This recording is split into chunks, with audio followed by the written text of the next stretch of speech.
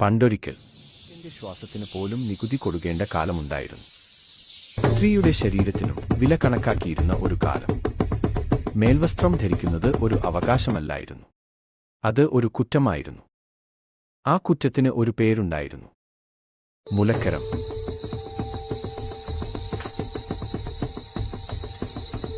കുരുന്നനിക്കര എന്ന ചെറിയ ഗ്രാമത്തിൽ ചിരുത എന്നൊരു സ്ത്രീ ജീവിച്ചിരുന്നു. ദരിദ്രയായിരുന്നു അവൾ, പക്ഷേ കോരന്നുമൊത്തുള്ള ജീവിതം ഒരു സ്വർഗം ആയിരുന്നു. ഒരു ദിവസം നികുതി പിരിയാൻ ഉദ്യോഗസ്ഥർ വന്നു.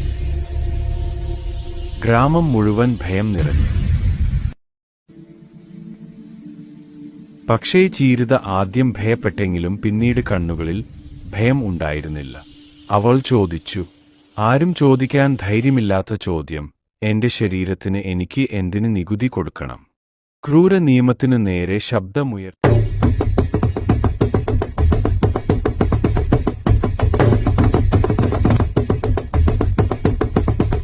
ക്രൂര നിയമത്തിനു നേരെ ശബ്ദമുയർത്തിയ അവളുടെ ശരീരത്തിൽ നികുതി പിരിവുകാർക്കായി കടന്നു.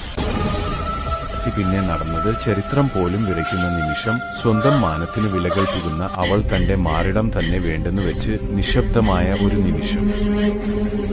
എന്റെ മുലക്കരം എന്നവൾ ഉച്ചത്തിൽ വിളിച്ചു പറഞ്ഞു. ചിരുത വീണപ്പോൾ ഒരു നിയമം വിറച്ചു. ഒരു അനീതി ചോരയിൽ മുങ്ങി. സ്വന്തം മാറിടം തന്നെ നൽകി അവൾ പോരാടി.